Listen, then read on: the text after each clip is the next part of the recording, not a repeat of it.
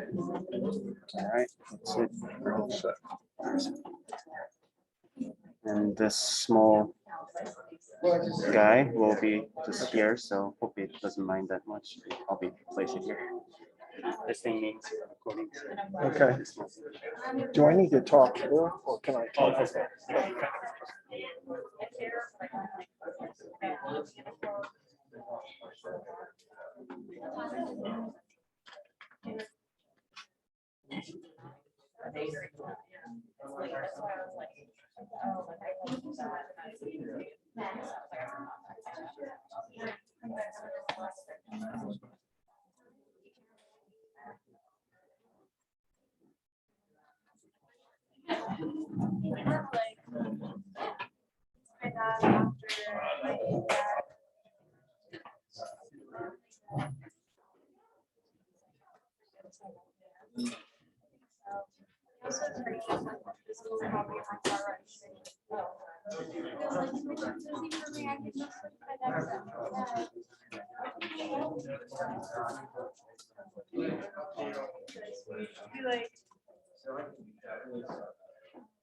It's in there.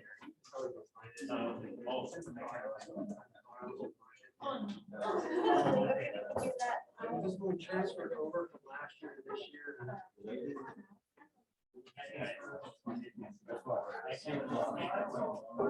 Does anybody have an extra mask? I left mine in my car. Yeah. Thank you. Yeah.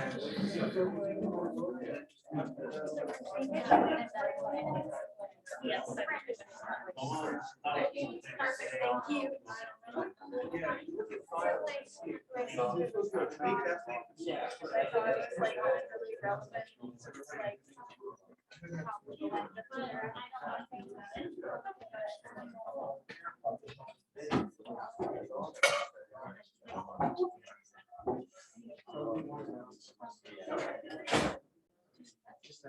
Sure. Okay, what are we doing now? Good weekend? Nice.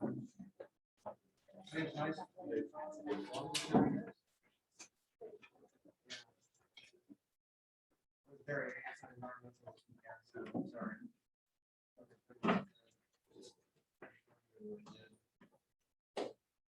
Anyways, we have a special week this week. We got a homework due, right? On Thursday. Anybody know what time to do? Was that midnight on Thursday? Okay, we'll be doing midnight on Thursday. Thank you. I was just searching for somebody to tell me. I'm going to make sure that's midnight on Thursday. Okay. It's due online to the Dropbox, whatever, on a common, do it in Word or PDF. Either way, you can. It could be a JPEG if you wanted to actually write it out and take a picture of it. So you can do that. It has to be legible though. All right. So Thomas is basically going to be reading it, and if he emails me and it's illegible, then we just can't grade it. Okay. So please, it's fine, absolutely. And plenty of people have just great by taking pictures on their cell phones or something they wrote out. And they've got 100% on that because we can read it. Okay, so just make sure we can read it. That's all. And that seems pretty clear, right? So so just get it turned in that way. Don't have to turn in a paper copy at all. I'll get it done by midnight on Thursday. Get it back here. I don't know, sometime early next week. Okay, any questions on it? On the homework, email me. I think the first one focused on me and Thomas. The next one, Bruce will have some questions on there that you can focus on him. So for now, probably focus on emailing either Thomas or myself and setting up time if you need it. I'm available tomorrow's, some meetings and stuff like that. If you need to ask questions, we can find a time to do that. And Thomas, I think, set up some times to meet. So, which is just put an announcement on there. Okay, so. Yeah, take advantage of that. You should all do really well. Okay. That's it. We're going to have a lecture today with Bruce, and then Thursday we'll walk through some of the economics, the levelized cost of electricity, and how we can use that concept, right? You know, when Bruce brought this concept up to class, whatever, 6, 7 years ago, 8 years ago, I gotta be honest, I thought, trigger warning to use bad word here. I thought it was bullshit. I didn't get it all. But in fact, actually, you know, it turns out that we evaluate energy with electricity. I mean, we compare all of these new technologies using the levelized cost of electricity. It's amazing. It's actually knowing how you actually calculate is pretty critical. So, I mean, I just thought last night we're not going to use that, but it turned out these all things. No, it was wrong. Yeah, sorry about that. Okay, thanks, Bruce. All right. Well, today we'll be talking about the electricity sector. I was going to say it was going to be an electrifying lecture. With, That's funny. That's the first joke he's ever done. That's right. Wait, I had another one that might be shocking. So, two jokes. All right. That's all the jokes you get. This is, I always like to show pictures on slides. When we get into renewables, it's always nice to see, you know, what a solar array looks like, what a wind farm looks like, that type of thing. So we'll see those. For this one, I'm showing the conventional power plants. This is a coal plant. This is a coal plant, not running. You can see there's no smoke coming out or steam from the cooling tower. That's a gas plant. Honestly, I think that's a nuclear plant, but put it that way. But big scale, very large. Stacks are very high. Even the cooling towers are very high. Cooling towers go up several hundred feet. And all that is to cool water, basically. So this is all, that's steam coming out. That's mostly CO2 coming out. So that's a coal fire. So there's a lot of CO2. One question though, Bruce, Yeah. is that, so we did a calculation recently that if it's got all of the new solar facilities that have been suggested by the Ohio Power Siting Board, they all went through 60,000 acres in solar. All right. And it's 10% of the state's electricity at current consumption is what it could potentially produce, right? Right. What it would actually potentially produce. These are big, but this is more compact, isn't it? Yes, in terms of land use, Maybe. you know, they can, certainly gas plants, even more so than coal. Coal needs a little more space because you've got the coal piles, you've got coal handling, you've got, you know, often transport from the river, you put it on the conveyor. So there's more land around it, and then they have landfill typically. What they produce, bottom ash, and things like that. We'll talk about that more in the coal lecture. But gas, natural gas, uses very little. And that's probably natural gas and nuclear.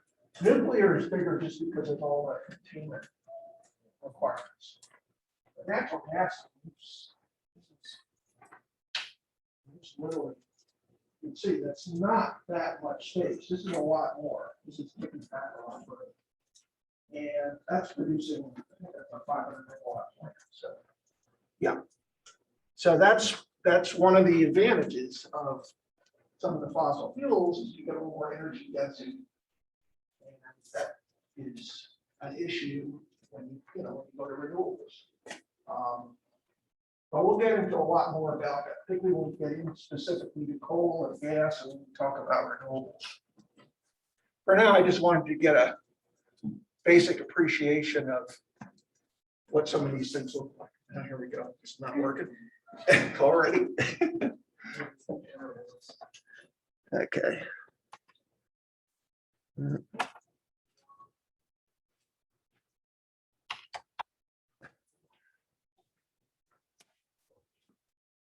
Okay. All right. Okay, should work now. Let's see. Yeah. No, that's the other way. Sorry. There we go. Okay. All right, so this first part of the lecture is going to focus on sort of background on electricity.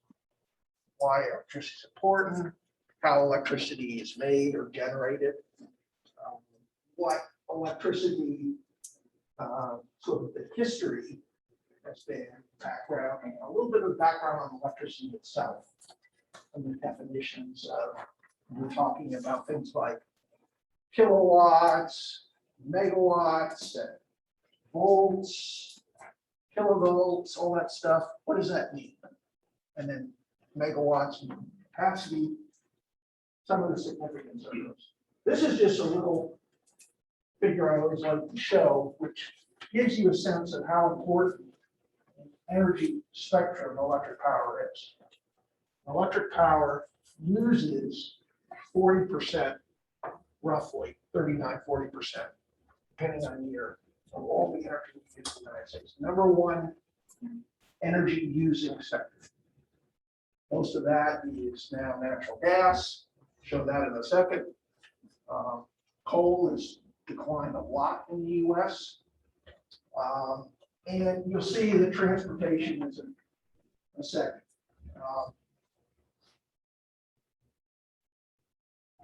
Everyone knows what that represents. 2019 to 2020, consumption for transportation went way down, right? At the pandemic, literally dropped, incredible amount in the first few months with all the lockdowns, et cetera. But even over the course of the year, it dropped like 10%, 15%, which is enormous.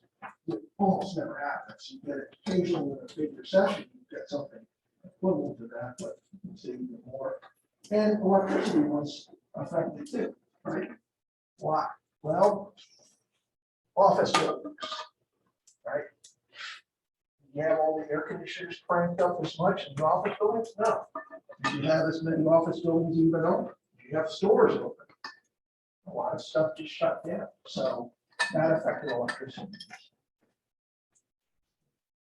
And you can see, this is a projection from Annual Energy Outlook. That's EIA's annual energy review, or annual energy outlook, as they call it. And in that, they usually have projections for the future. And they're projecting that electricity, after really declining in the last 10 years, is going to start going up more significantly. Well, one of the reasons they're projecting that is they're also projecting that transportation will be kind of flat, and will be going slightly down, because now transportation energy use is going to come from electricity, or increasing. You see more electric vehicles, and that's part of what's going on here. And you also see some electrification in other sectors.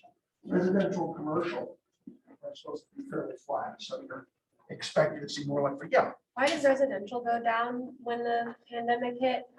I guess maybe the common person would think that it would go up since people are in their houses more. Yeah, no, a good point. I think what happened is that you found that a lot of people, even though they were now working at home, either they were a household that had more than one person normally in it anyway, even during the day, so they wouldn't change their use of, let's say, natural gas or heating oil or whatever in the winter. And so it ended up having a little bit of an effect downward there. And some of that might be attributed to the fact that people were just continuing to conserve. And, you sort of had this is also reflects a little bit of household formation too. So think of it as during the peak part of the pandemic, people weren't buying new houses and going into new houses. Now, by the end of 2020, it completely switched, right? And now we saw lots of housing all of a sudden. But for a number of months, sort of new household formation sort of dropped from where it normally was. So I think that's part of it. But it's a good question. Thank you. Okay.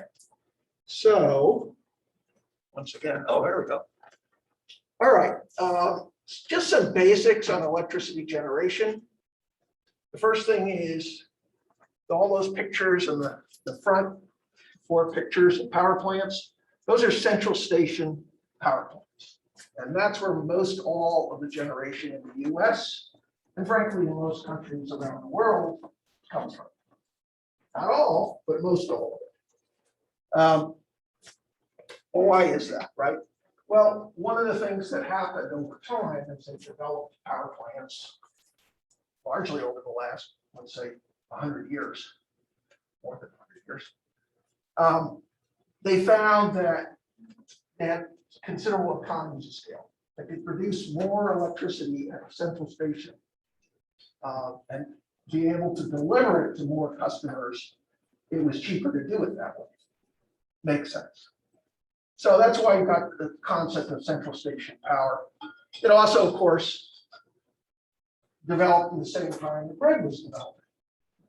So you have the capability to move the power rather than just having a local or even household electric business electric generator. You actually could have a central station power plant that could deliver the electricity to those sites. And that was more economic. And that's a large part of why it happened that way. The other thing was that the big technology has been around a long time, since the 1800s, really. Steam turbines was the basis and still is the basis for most of the electricity production in the US. All the coal, steam electric, biomass is relatively small, but that's all steam electric.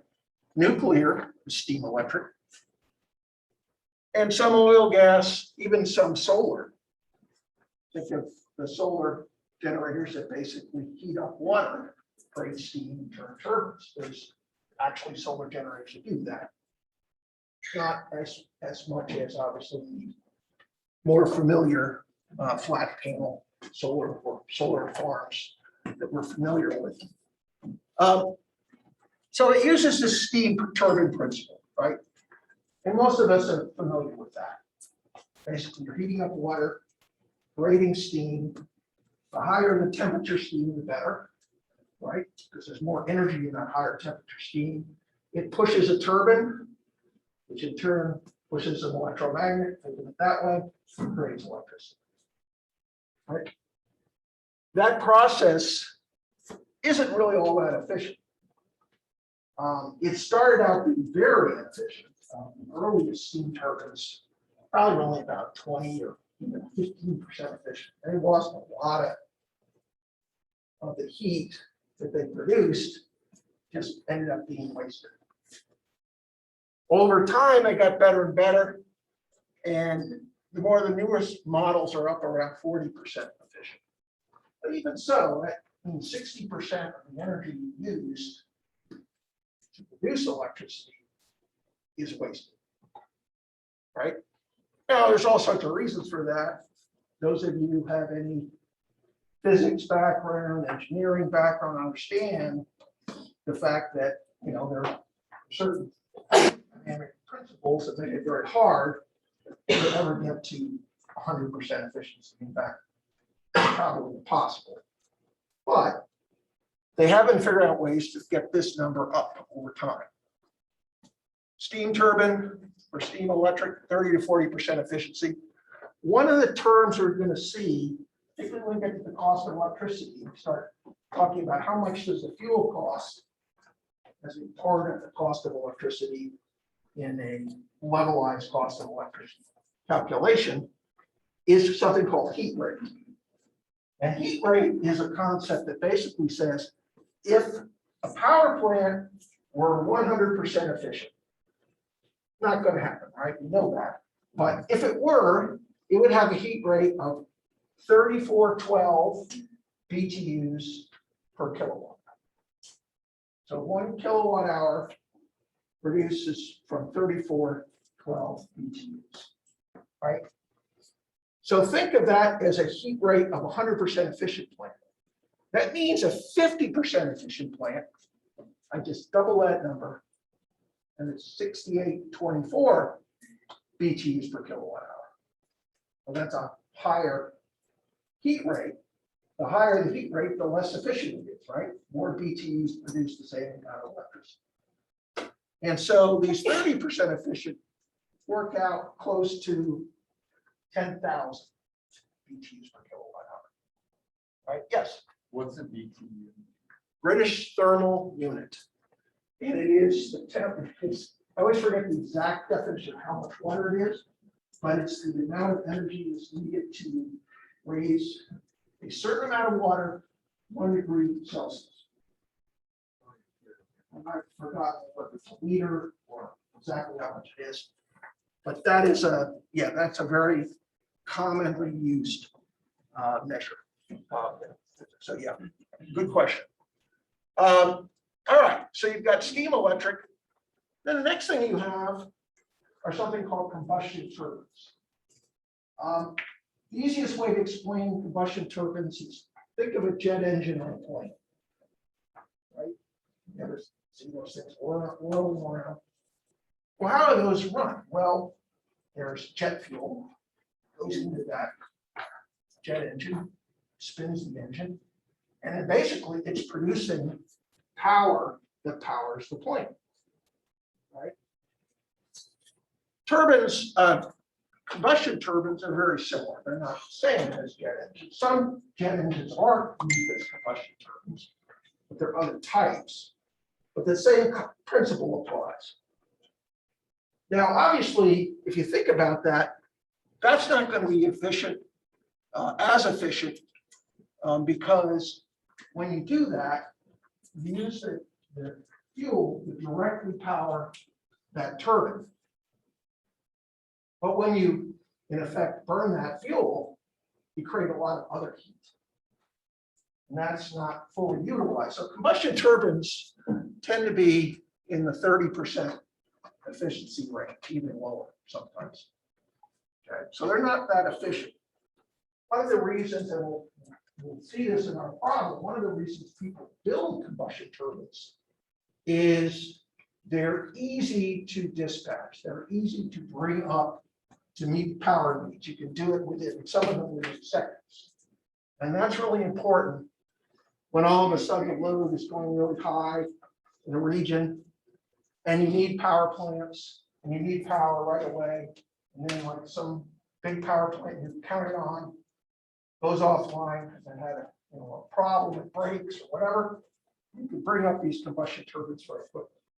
They're expensive, they're not that efficient, so they use fuel inefficiently. They use expensive fuel, right? But they're there if you need them. They give you capacity and they're used a lot, as you can imagine, in those hot summer days, etc. Okay, then you have something where natural gas has really exploded in terms of demand in the last pretty much 15 years. It's grown considerably. We'll show a figure about that in just a second. And that is something called combined cycle. And those are gas units that use both a steam turbine and a combustion turbine, right? So typically, they burn the fuel in the combustion turbine. That creates electricity from the turbine, but it also produces a lot of waste heat. But the waste heat isn't wasted. It's used in the steam turbine to heat up water to run the steam turbine. So it's a combined cycle, tends to be, right? So that's going to be more efficient. Turns out those are about 50%, and the newer ones are actually close to 60% efficient. So a lot more efficient than the combustion turbines, and even, of course, the conventional steam turbines as well. Okay, so that really covers a lot of the types of power plants.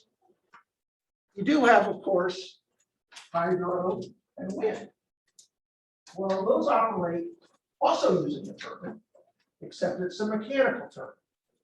Either the water is either pushing the turbines, spinning those turbines, or the power of a run of river or a dam where it's coming off the dam, turns that turbine and it creates electricity that way. It doesn't use any fuel, right? The fuel is the water.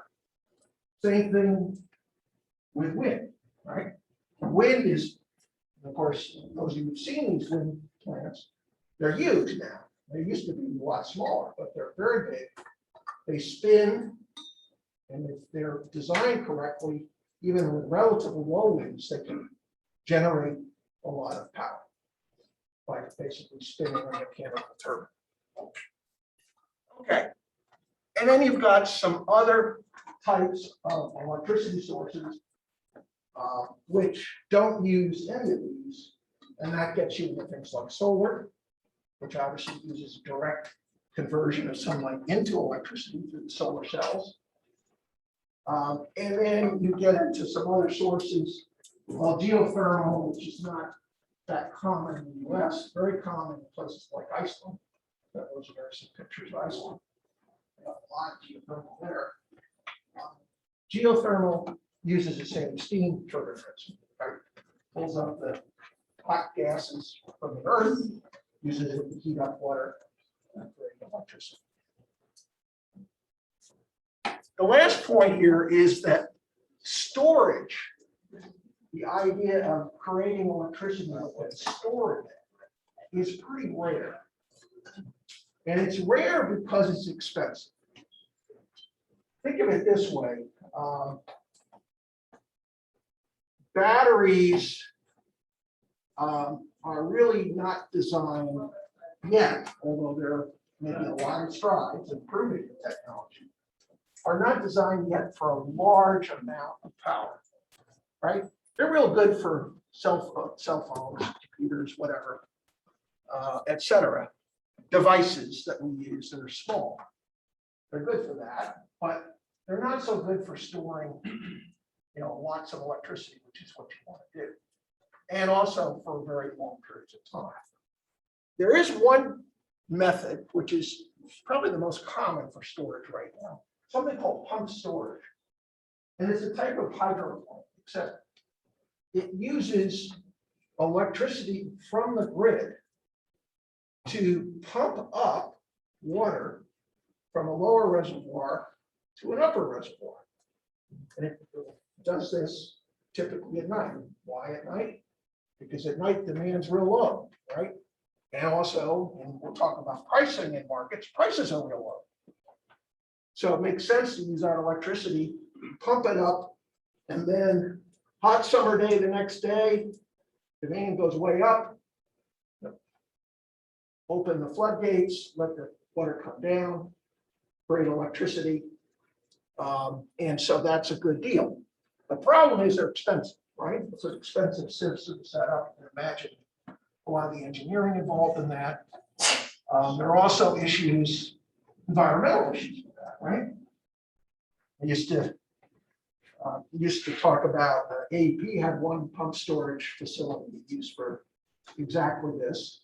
And originally it was fine because no one lived around the lower or upper lake.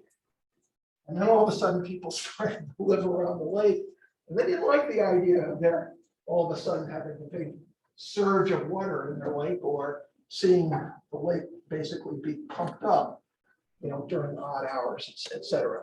So there were and that created some environmental issues with it. So that's another problem with it. But that's going to be really critical. Storage is going to be critical going forward, particularly as we go more and more renewables. At low levels of renewables, we're less than 10% in the US, so non-hydro renewables at least. That's okay.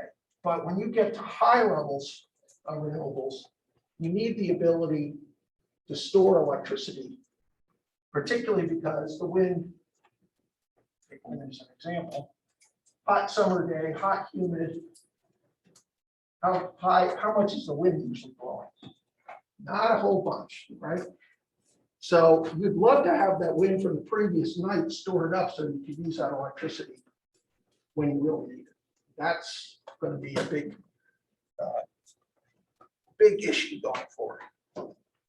Okay. Spending a lot of time on this, so I'm going to go a little faster. I think Brent and I are back whether I finish this. Yeah. Okay, this is a picture. There we go. Picture of a power plant schematic. We're going to talk a lot more about the coal system. We talk about the coal lecture. I just want you to focus on this side of the system. And here's the process. You're heating water to this boiler. It creates steam, pushes that turbine, which pushes basically creates the electricity from the generator. The water is recirculated, goes through a cooling tower. It's cooled off. Sometimes, in some cases, you actually have a reservoir where you pump in additional water. If you lose water, you need some more water. And then the cool water goes through a condenser. Condensed steam goes back through the whole process. So that's just a basic schematic for a power plant. Steam system. Actually, this plant here is still around in Georgia. It's a large coal plant. It's north of Atlanta. Okay, so let's talk about fuels that are used to generate electricity. And this is a long history diagram. And I want to give you this to give a sense of where it's been and where it's going. My next slide is going to show you where it's now and then going to be in the future. Well, you can see what's striking about this graph is for pretty much the entire the first 50 years in this graph, from 1950 to 2000, it's right here, coal is producing about half of the electricity in the United States. By the way, that's, if you look today in most countries around the world, that's pretty typical. There's a lot of coal being used, like China, for example, uses a ton of coal still. Then all of a sudden, something happened, right? All right. Right over here, started to see it fall off a cliff. Well, at the same time, natural gas started to pick up that orange line. Well, what happened was natural gas, we had the shale gas revolution. Natural gas became a lot cheaper. It became a lot more efficient. The technology, the combined cycle plants we're talking about, was getting more and more efficient. So all of a sudden, economically, natural gas was beating the heck out of coal, and it was replacing coal. Then you also had, increasing environmental requirements, which coal's had during this whole period, more and more and more, and that led to a lot of plants being retired. They got older, and operators said, I can't justify keeping this plant alive, just on economics. Not talking about carbon dioxide or anything else. It was really an economics decision. So natural gas actually overtook coal in 2016. This is forecast, but that's roughly how it worked out. Natural gas was slightly higher than coal. You'll notice some of the other sources of electricity. Hydro used to be a big player. Now remember, this is percentages. So the amount of hydro stayed roughly the same. As a result, all the other energy sources have grown. So the percentage has been dropping. And so hydro is now about 6%. Non-hydro renewables, that would be mostly wind and then increasing in solar now, is about 8%. So that's grown from only basically 0 to about 1% for a long time. And then the last 15 years, it's really started to pick up. And then nuclear, we had a big sort of building of nuclear power plants. You have 3 Mile Island, right around here. Some of the final orders went through and people stopped building for ordering. Yeah, Why is hydro always separated from renewables? It's like that in the pie chart from last week's here.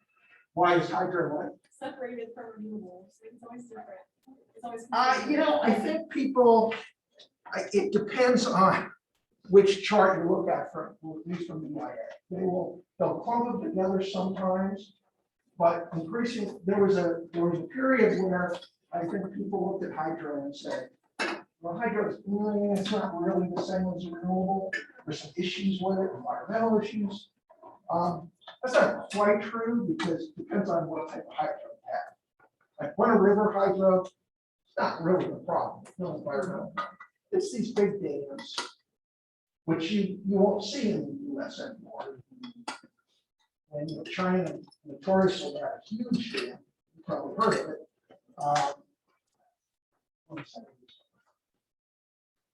Gorge dam, I think it's the name of it. And then literally resettled, a million people. I mean, there's a huge number of people because of this dam. Totally flooded, by the flood of all these areas. So there's some issues with that type of pipe. But Run River, not so much. So I guess it's just a preference how they want to do it. Okay, so now this is more recent, right? And I'm just starting in 2010. And natural gas is now up to 40%. Right? Okay, coal. Down at 19%. 50%. As late as around 95, 2000. Now it's 19%. Now what the heck's going on there? We'll talk more about that in the whole lecture in 2 weeks. But I want to give up the surprise. Not a lot of surprise. Retiring a lot of units, right? One of the reasons I gave. And increasingly, you also had, particularly in the last five years or so, a lot of companies deciding they were going to retire units, not just because of economics, not just because of pollution control, because they looked at, a lot of the issues with CO2 and said, I don't want to have coal plants anymore. I want to get out of that business. I'm not retiring all their units, but you've seen a huge amount of retirements. In fact, in this decade, it used to be over 300 gigawatts, just 300,000 megawatts of coal plants. And now roughly they're 200,000. That's a huge decline. That's a lot of power plants that just got shut down. Some of them actually got converted to gas, but a lot of them just shut down. And then you can see some of the other things that are happening. Nuclear percentages. It's sort of constant, but it's been falling now. It's projected to fall more because what's happening? Well, no one's really building a lot of nuclear plants in the US. Well, that's one issue. The other is you're starting to see some of the nuclear plants, which are licensed for 45 years of life. Some of these built in the 70s and around 1980. And that's right around now when those licenses are up. Yeah. Oh yeah. So when it comes to like these old power plants that are no longer being used, are there any efforts to restore them into renewable power plants so they kind of just Yeah, it kind of depends. Yes, there have been some efforts to change them over. The most common really has been to say, okay, it's located near where gas pipelines are, so let's switch it to gas, and then use some of the infrastructure they have there. They have to really do a pretty, if they want to make it an efficient gas unit, they have to rebuild a lot of stuff because it's not a combined cycle. Not really an efficient gas unit. I don't see a lot with renewables. I think maybe a couple of cases I can pick up where maybe it was a good location for a wind farm, so they at least use the land in some facilities. I think electrical too. So yeah. Yeah, I kind of was watching along the same lines, just because those like areas where a lot of jobs come from those power plants now are just kind of left like decimated and people learn that one skill and then they don't know what to do after that. So I guess along the same lines, like, are there plans to like help rebuild these areas just in general, like help them get their like learn skill or like become compensated in some way? Yeah, it depends. I can tell you what AEP did. If AEP shut down, I mean, AEP does not have much coal anymore. It used to have a lot. Generation of coal. Now it's like 30%. But AEP took a lot of those plants and the people who work there, and they said, we want you as part of our company. So there are other places you guys can work, there are other skills, you have other power plants, they're not coal, but you have skills there. Now, that doesn't help the communities, it does help the individuals who are working there. And I don't know what you do about the communities, it's not an easy question, because, you know, you think that's a big issue. Think of the communities in West Virginia that are mining coal, and all these coal miner jobs. And we'll get into the coal lecture, I'll show you how many jobs there are in coal mining. Used to be like 300,000 people in coal mining. A fraction of that. I lived in West Virginia for a couple of years. And Yeah, that's so you why I know. was wondering, yeah. So that's a tough one. And then anyway, over time, you see, this is the EIA projection, big growth in the things. Big growth in gas is staying about the same percentage. Lots of gas being used, of course. This is the same percentage, is still growing. But the big growth is in renewables. And the renewable growth, again, we'll get more of this in the renewable lecture. You can see solar is the big winner in the long term. Wind still grows. And then you have the other areas which are relatively small sources, a little more geothermal, for example, et cetera. Okay, so this is the for all you non-physics, non-engineering folks, which I gather is a significant majority of the class. This is a bit scary slide. So first thing I'm going to tell you is I'm going to tell you about the top part of the slide.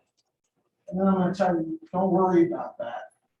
What I really don't understand is the bottom part of the slide. Okay? The top part of the slide is the principle of electricity. You've got an electric charge, and a charge is defined and measured in something called coulombs, which is actually 6 times 10 to the 18 individual electricity charges. So 1 coulomb of electricity charges 6 times 10 to the 18 individual charges. Okay. Why is that important? Well, that's the basic unit. When you think of it as little electrons going along the wire, right? Those are all the individual charges. Current is the flow rate of that, right? We all know about household current, right? Our houses, our apartments, there's a current. And it's carefully regulated, right? You need a certain amount of amps. Not too much, not too little, right? Otherwise, your appliances won't work. So there's a certain, I put XX and something that varies. Okay. So I sometimes use what I call a garden hose analogy, right? You turn a garden hose on, you're just holding it like this, and water's coming out. Think of the little water particles as the current, right? It's how many of those particles are coming out per second. That's the current. Voltage, think of that as the force of electricity. Does everyone know what joules are? Well, that means either no one knows or knows. Well, joules are one of the big measurements of energy. It's how much energy does something produce. It's also could be a British thermal unit. So voltage is the amount of joules per coulomb, right? So this measure of charge, how much energy is in each of those charges. That's something called voltage.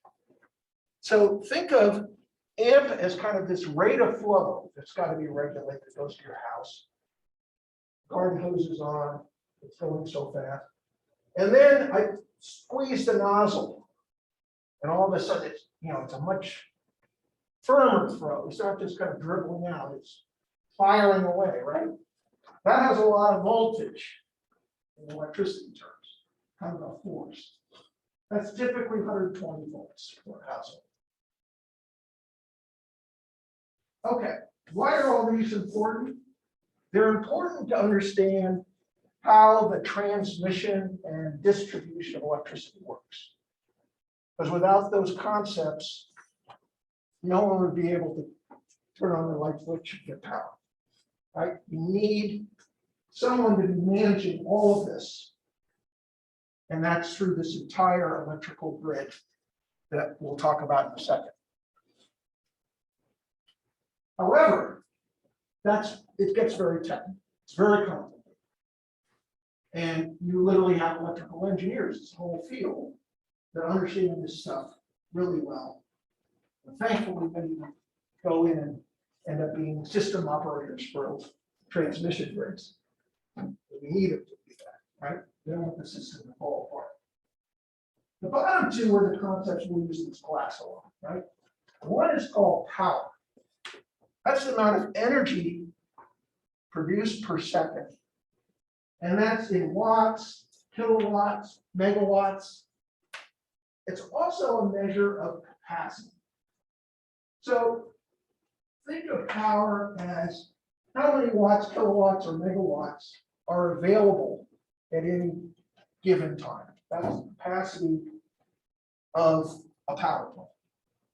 So if I have a 500 megawatt power plant, that means I could produce at any given moment 500 megawatt hours of electricity for 1 hour, right? Because I've rated at that capacity. I might not be, but I could. So power is important, capacity is important, because you need capacity when demand is high, right? The other, which is the most common measure, and what we use to calculate the cost of electricity, is the kilowatt hours produced, the amount of generation, either from a power plant, measurement of sales, how much electricity you buy at your house, apartment, or usage. Those are all terms that are in kilowatt hours. It's the capacity of the plant times the hours of operating in the year. Generation. So this is probably the most important concepts to understand. We'll be going through those more when we do the cost of electricity exercise. So I'm not going to belabor it right now.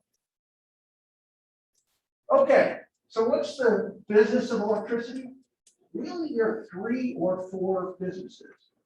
First of all, understand that back when the industry started, way back, more than 100 years ago, you had integrated, regulated electric utilities. What did that mean? Well, it meant that companies started to lay wires and create transmission grids, distribution grids, build, at that point, smaller power plants. And once you did that, right, you had, in effect, a monopoly, right? Because no one else is going to go in and build a separate transmission grid. It wouldn't make any sense. It wouldn't be economic to do that. You have what economists like to call the barrier to entry for any companies to do that. So they became regulated monopolies. States typically came in and said, okay, you can, send that power, or we can regulate the price that you charge for electricity to your customers.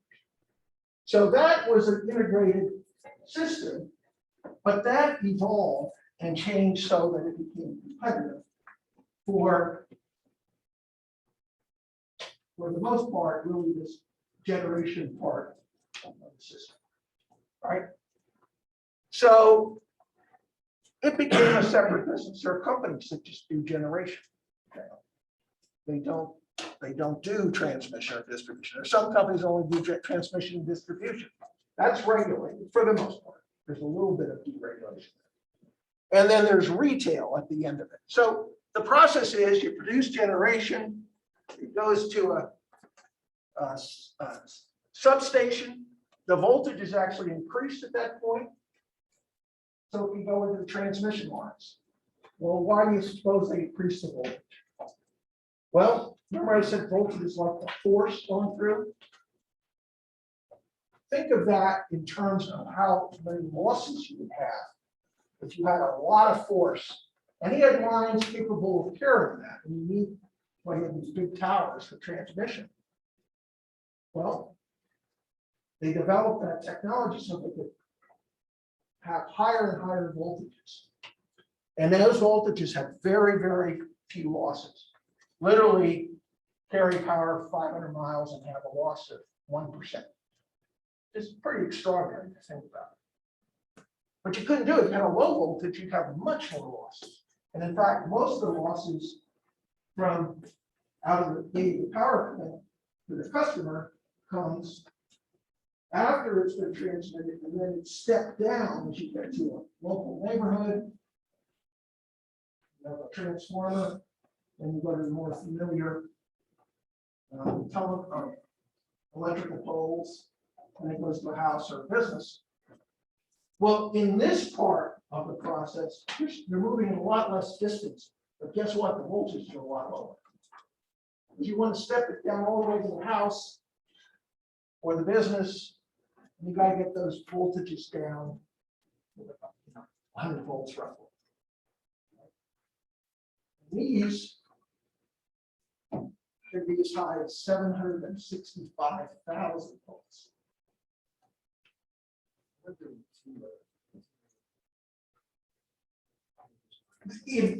There is. Yes, there are newer ones that have just been constructed that are higher than 765. 765 is the most common high voltage ones. Okay. So How far do you go? Okay, AEDE41. The 8 one runs one. Well, the major line was probably about 500 miles. Yeah. So we want the high voltage on the transmission lines because it's more efficient and then useless. Yes. Yep. That is correct. And then when we get to this part of the business, so think of this as a generator. You've got people who are in the transmission business, the distribution business, typically transmission distribution companies, well, T&D companies are regulated. They're usually together, so it makes sense. And then retail. Those are people that actually package the power and sell it to customers. And in Ohio, we have a competitive retail market. So you can choose who you want to supply your power, but they all have sort of different deals, right? Choose a fixed deal for 3 years, a variable deal for 1 year, et cetera. They're all offering different kind of packages and competing with each other. And here's a picture of the transmission grid. I wish I knew the year, although I have to tell you, it has not changed very much. Imagine the right-of-way issues associated with building a transmission line in the United States today. With the exception of only a few places in the country, most of it's very, very hard to get right-of-way. And there are a lot of clearances that are needed to do it. And no one, honestly, if it's going near someone's home, no one wants a big transmission line right next to their home, right? Now they've gotten better and made the transmission even high voltage transmission. You may notice don't have those big towers anymore. They're actually much narrower corridors, which is good. Yeah. Is there gonna be a day where like we won't publish this sort of information anymore out of like national security? There's like cyber attacks on this. Yeah. Yeah. This, well, of course, this level is not telling what they really need to know. I think that if you're worried about cyber attacks, the big thing would be knowing all the specifics of the transmission system, including where the substations are, everything you can imagine. And, but, honestly, I'm not sure the data is the important thing. The issue is the security of the system and making sure they can get in. Which of course is a big fear for the utility industry, but for everybody. Well, just as a, I was trying to find a map of this stuff, and you can go on the PJM. You have to get you have to register, you can register users, and Right. provide some information. Right. Your social security, your info, Yeah, you can. yourself, I mean. Yeah. And I was kind of surprised by that. I don't know who asked that question. I was kind of surprised. I mean, there was detailed stuff. Yeah. So anyway, this just gives you an idea. These are you can see they're very high. Transmission line, 765,000 volts, 765 kV, as they'll call it. And it goes through all the basic areas. The US is actually divided when it comes to transmission and distribution into 3 regions. And the reason that it's the case is because this whole system is synchronous all the time. This whole system is synchronous. That's ERCOT, Texas. And the Western interconnection is all synchronous. To move, yeah. What does that mean? Okay, well, I was about to say. This has to do with the voltages, but also the ratings, the amperage, the number of the other electrical ratings. That if they're not exactly in accordance with the other, you can't really move power between them. So they do, in some ways, they can move power from this region to this region, from this region to this region, but it's difficult to do. And one of the complaints, you all remember what happened in Texas when they had all the blackouts and outages because they had that unusual cold weather, and then in turn knocked a lot of power plants off. This is a big mess. And one of the reasons it was an even bigger mess is Texas can't really interconnect with the rest of the Eastern interconnection for very much power. They did interconnect some, but they needed a lot of power, and they could have had it. There was plenty of power. They just couldn't get it. Is this all on AC? Yes. Yeah.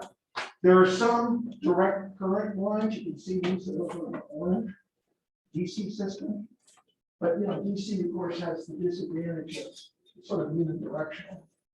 And AC can go whichever way that the laws of electricity dictate, which is this one.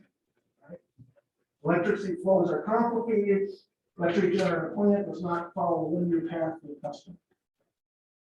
This is another one of these charts that I don't want you to worry about for the midterm or anything like that, right? This is really technical stuff. But I want you to see it just to give you a sense of how difficult it is to manage a transmission system, an electrical transmission system. Because when you generate a power in a power plant, and you might say, oh, well, I've got this customer over here, I want to get him power. You can't do that. All you can do is put power in the grid. Some of it will flow to that customer, some will flow somewhere else. So it's very complicated thinking about that, how you should be pricing that electricity. Literally, PJM, which is, we'll show in a second, one of the big market systems for power. At least I think I'll show in a second. That actually uses what they call locational marginal pricing, which is a very complicated way of calculating what the marginal cost is to move electricity from one point to the other, reflecting all of this stuff. But not all the electrons go from the power plant to the customer, it goes elsewhere. And so in effect, they're getting somebody else's power from another spot. Yeah. On that map, would energy costs be lower where it's closer to the land, like as you move out, or is it relatively similar? I can't really give you one rule for that. What happens is if you have a region or an area where maybe customers are in a constrained region, in other words, they can't move a lot of power into that region just because of the way the transmission grid is set up, then all else being equal in that locational margin pricing world, their prices will be higher. On the other hand, if you're in a region where you can move power from everywhere, a lot of stuff ends up to go, let's say, to New York or Wheeling, West Virginia, or wherever it is, right? If that's the case, then those prices all else being equal tend to be lower. But there's a lot that goes into that. So all this really is, the point is that the location of the plant and the customer makes a big difference in how you manage the grid. Now, having said all this, when we talk about it, when we talk about these markets, we're going to gloss over a lot of that detail and focus really on the average pricing, if you will, marginal pricing in a broad regional market. And that's really the model which most people use to think about, whether it makes sense to put a generator in a certain region, et cetera. All right, the businesses I mentioned, it was mostly integrated utilities. Today, it's wires, businesses, transmission and distribution, they're regulated. They could charge a certain price. The state commission sets it up.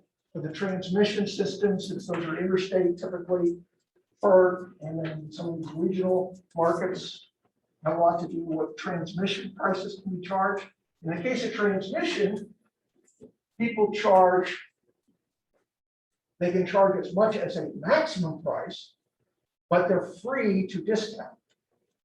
So they can discount if there's a lot of demand, right? Demand in the system is low, and they say, I'll lower the transmission tariffs to reflect the fact that the demand is low. So transmission and distribution, for the most part, are regulated cost of service businesses. Generation is largely deregulated, it's competitive. And this is at two levels. At the wholesale level, it is deregulated. That means power that's being sold into these large regional markets, they're what the market will bear, what the hourly price will yield, what the marginal cost is typically describes that. Retail varies by state. We had kind of a patchwork quilt of deregulation in the US. It started really in the mid-90s and went gangbusters for about the first 5 or 7 years. Then we had a lot of scandals around Enron. And some of that really was related much more to their financial dealings than their power business. But nonetheless, it started to tar the notion of electricity deregulated markets, particularly retail deregulation. Part of it was that California had an incident in 2001 where their markets kind of blew up. And they had a lot of rules that didn't make a lot of sense. They had not designed their ISO very well, but there were also a lot of people that took advantage, of course. Right? So you had a situation where there were very high retail prices. And up until then, everyone was paying less. They're really happy about competition because they're paying less and less and less than they used to pay. And then all of a sudden, they're going to blow up. So that really created a kind of polyglot here where some states who went out this quickly, a lot of the Northeast, Pennsylvania, Jersey, Maryland, into Ohio, as well as areas like Texas and California partially, and a few other states out west, they went to deregulation. Illinois was deregulated from here. You can see the These are, this is, don't worry too much about this terminal, it's about the best map I could find, but this is just saying these are active, deregulated retail competitions. Retail competition in the states, that was true, been true for a while in Texas, in Oregon. And then these yellow orange ones are ones where there really is mostly retail competition, but they started to pull back on some of those rules. And the ones that are in white, they never got there. And so you have this kind of system in the US. Now, it turns out those origin dark states include a lot of the overall, almost a vast majority, but a healthy majority of all the businesses and customers in the US, right? A lot of these are not very populous states. I'll put them out here. There's a few in the southeast that are populous. Okay, so what do I have here? I've got about 10-15 minutes and I want to switch gears and move on. At this point, any other questions on the background? Okay. Oh, yeah. So for retail, like what is exactly that entail? Is energy is taken to individuals or communities? Yeah, what it entails is that everyone has what I would call someone who delivers the power to you. That's the distribution company. Okay. In Ohio, in Columbus, that's AEP Ohio, right? AEP Ohio delivers electricity to you. Now, on your bill, there's a piece that says transmission and distribution. They have some other things that are required by the state that they charge for. And that part of your bill is regulated. Then there's a piece that says, it probably doesn't say generation, but it says market power, the actual commodity price. That's deregulated. That is the retail piece that you can buy from, I don't know how many providers it is now, probably about 15 to 30 providers. You can buy it, you go online, there's a website, says what everyone is offering, and you can choose who you want. And you sign up for a contract for a year. It's very much like, cell phone service, or think of it that way. You just decide which one is best for you. Yeah. I have a random question. Yeah. So, in the state of California, I know that they charge like an hourly rate for electricity. So at nighttime, it's more expensive. Is it more expensive for them to deliver them electricity at night? Okay, well, yeah, that electricity prices are almost uniformly higher, all things considered, all things being equal, during the daytime hours than nighttime hours. Simply because the demand is much higher. Right. And so any market where California ISO works in that way, where the prices are higher or lower. Some retail providers, I don't know the retail ones, have deals where they're allowed to charge hourly rates. Right? So they actually charge for time of use pricing, what we call it. And then there they'll charge more during the day than at night, and you can opt for those kind of plans. Ohio doesn't have that. Why? Because you need the metering to be sufficiently accurate to tell you exactly when the power is being used. Right now, all the meter does is spin and collect data. It's much Even if cheaper out I'm- here. Yeah. Okay. Thank you. Yep. All right, so let's spend the last 10 minutes or so here on the economics and tee up our cost of electricity discussion on Thursday. First of all, as kind of alluding to this, these are the regional markets. You have something called RTOs, Regional Transmission Organizations. They were set up as part of the deregulation plan in the 90s. And FERC, Federal Energy Regulatory Commission, was the driver of that, a number of orders that came out. And they required open access transmission. What does that mean? Well, it meant that the regulated providers of transmission, and AEP was one of those, right? They have to put on a website, they call it their Oasis website. Don't ask me the acronym, that slipped away in my mind. But anyway, it has to do with real-time pricing of transmission. You go to the website and you say, gosh, I've got, you're a merchant generator, and you say, I have 500 megawatts I can deliver tomorrow. What rate can I get? And you look and see if there's a discount, and you contract for that transmission, see if there's anything available based on your location, et cetera. Now, the point of that is everyone gets the same price. Everyone gets the same access. That was really important because in the old days, the pre-deregulation days, as you started to see these merchant providers being built in the 1980s, late 70s, 1980s, early 90s, one of the things they found was they built the generation in the incumbent utility, who wasn't separated then.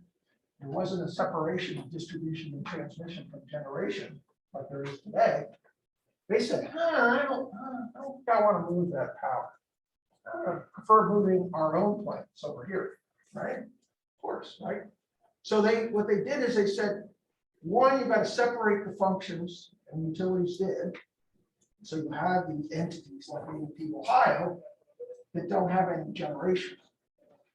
They just are a transmission and distribution provider, a separate company, or structured as a separate company. And then you have this open access system, the regional transmission organization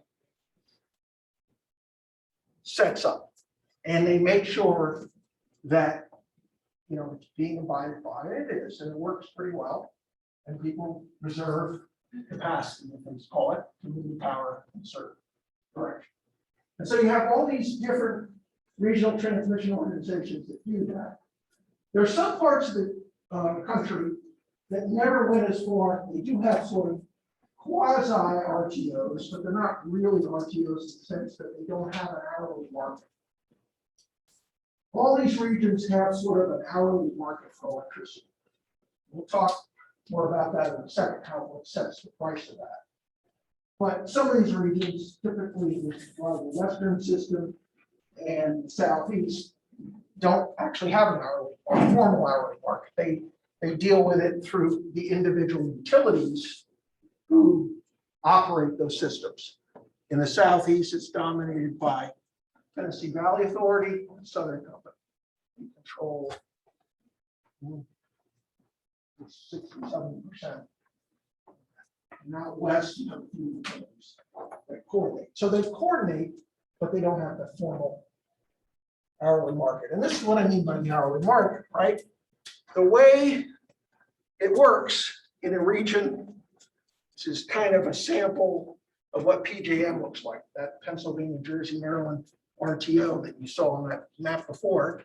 It includes Ohio. Resources are dispatched, right? Based on marginal cost economics.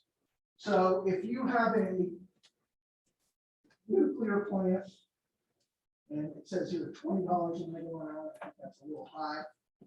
Its variable cost might be $15 or even $10. It tends to be on a lot, right? And runs even in the nighttime hours. And then as you get into the middle of the day, the higher price units are operating.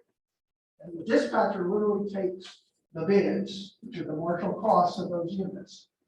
Typically their fuel costs, a little bit of variable O&M, something that varies that they use to produce power.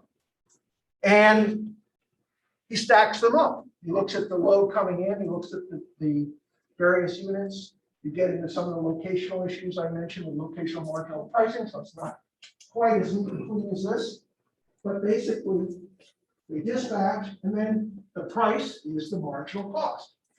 So in this hour, the price is, say, $50. By this hour, it's up over $120 an hour. Megawatt. This is in dollars per megawatt hour.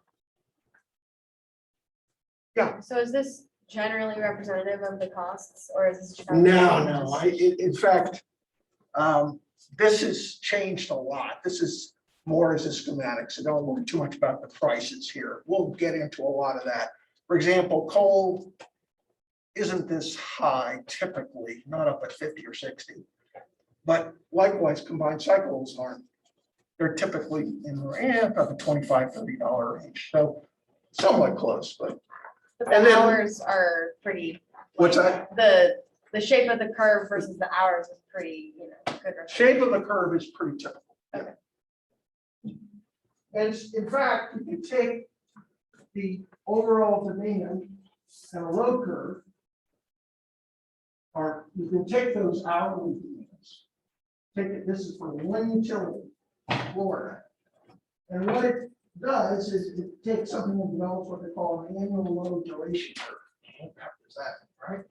Well, think of it this way. It looks at its load in every hour of the year, so 8,760 hours. And it says, okay, what's that load?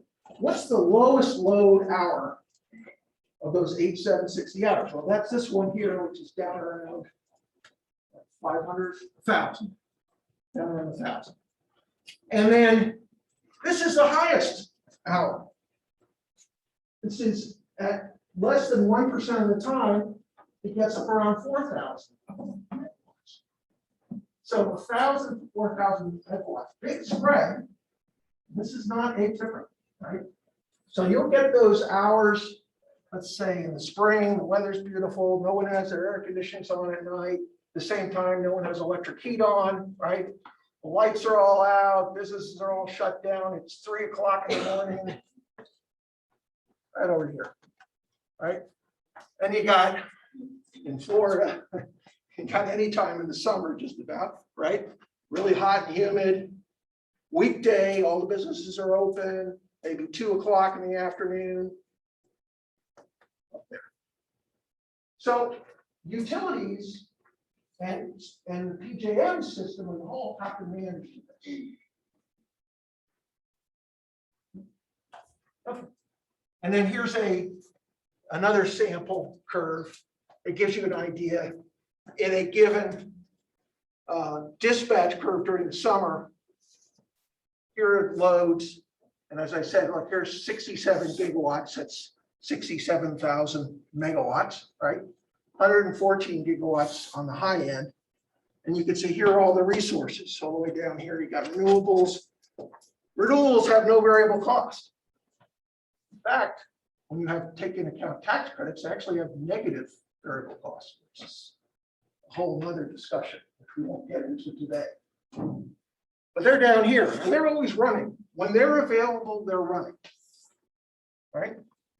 You don't shut the renewables off. On the other hand, you don't bring them up. They're there, so it's a different factor. But so it sits here on the end of the curve. And then you've got some cheaper units, hydro, the nuclear. You can see natural gas, combined cycle. Those are cheaper than the it's down here than the other natural gas units. And then you've got petroleum, coal, et cetera, all along this continuum. So where this demand cuts indicates what units are on and which units are running. And it also indicates obviously what the price is going to be. Why is hydro towards the bottom end? Hydro doesn't have much in the way of variable costs, right? No fuel, right? Just kind of runs. Think we're run a river hydro or even a dam. Just kind of runs. The variable costs, you hire the people to run the plant. They get paid no matter whether it's running a lot or running a little. So the real variable cost would be consumables that you have, and that typically is fuel. All right, the last point, let's squeeze this in here, is capacity versus energy markets, okay? So when we saw that figure of Seminole Electric Co-op, we saw that big steep curve.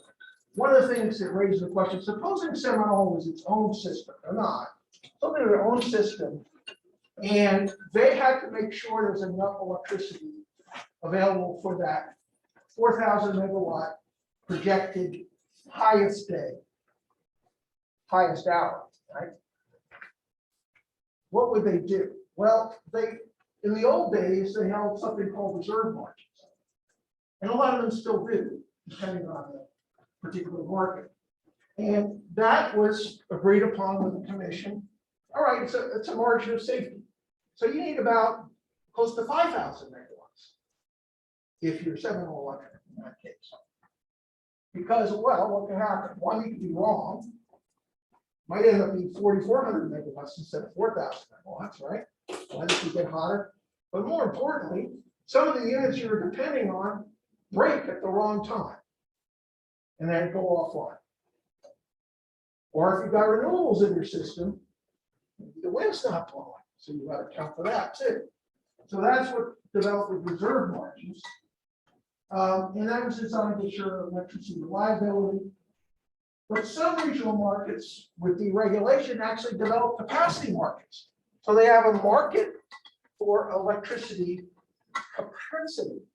They actually pay people to have capacity in the system available. So there's what call a demand charge or capacity charge. Nope. So just the important thing is we're going to focus mostly on this. In fact, 99% of the time we'll focus on energy. The dispatch, the variable costs, that's the big kahuna in the markets anyway from the standpoint of its economic. But you can't forget about capacity in the sense that when we're talking about renewables, a lot of renewables don't provide a lot of capacity because you can't be sure they're going to be there, particularly wind. Solar's a little better because solar will produce even on cloudy days. So there's some capacity credit for solar. But that's important in the overall economics of plant and which plant you might decide to build. And that will bring us to Thursday's discussion. Any last questions?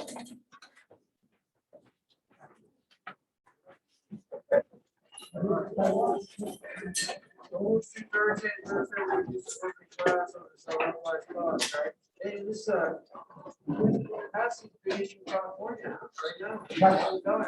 Yes. Yep, absolutely. Fires have created a big mess.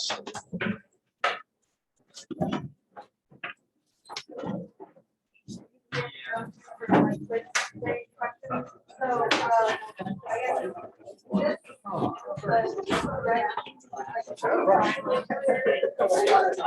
You know, you're so right. Every time I think I have much more time, I always think I'm much right. I don't know if anybody has emailed about it, but I just said this YouTube video is private. Okay, I wasn't sure. I think you should ask. So I was just kind of curious, because I know we can do through Zoom and everything. There was an issue with one of the So how videos. important Did would you? it be to? Oh, yeah. I think it's the one I know. Well, Thursday. It was under the exercise on flooding trends in Excel. Yeah. It's not required, but. Oh, okay. Okay, I just didn't know if maybe it's like. But I should still be able to do it. So, Yeah, that's okay. I just wanted to introduce myself. As well, or is it- Thursday? Yeah, so, We're gonna be in here. Well, like, I mean, on Zoom, will it be like live or is it just like a record? Yeah, slide in. Oh, Yeah. That's not okay. Thank you. mine. Yes. So you should ask. I have a question real quick about this question. I don't know if this is the right time. Maybe I can. Nice meeting you. I'm just not sure why like this is the wrong answer versus this one. Like I need to see my calculations. I don't know. I also noticed that like no one got a 10 on the quiz, so that's probably my fault, but I don't know. Oh, sorry.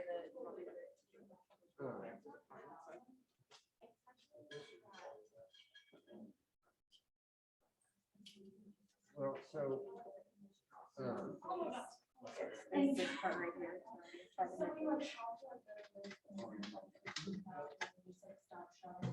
you said 6 cents? Yeah. Last, this, I have to go back and look at that. I doubt it's wrong. I'm gonna figure out the wrong last year, but it's last year. Yeah.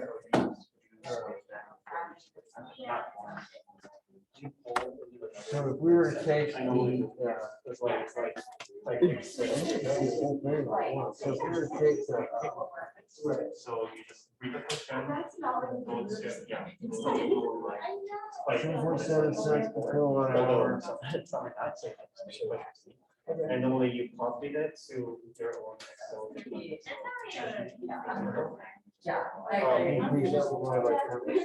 So, Yeah, I mean, yeah, email. so percentage, right? But like, make sure you send me. Is that right? Yep. Requirement that. Put the 6 in the term. As I said, I'm gonna send out the notice again tomorrow morning. You got 16.6, right?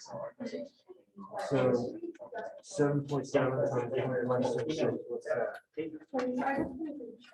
I'm gonna take off.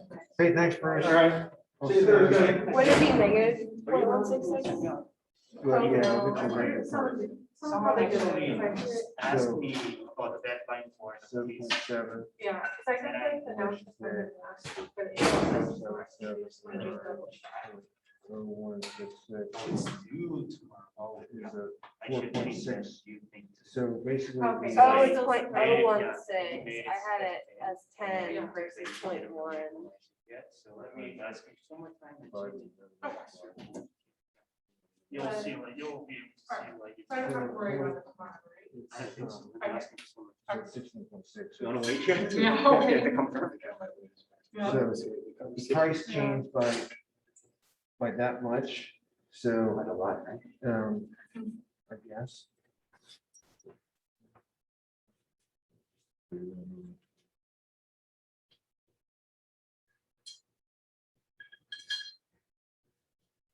Where's the clear? It's weird.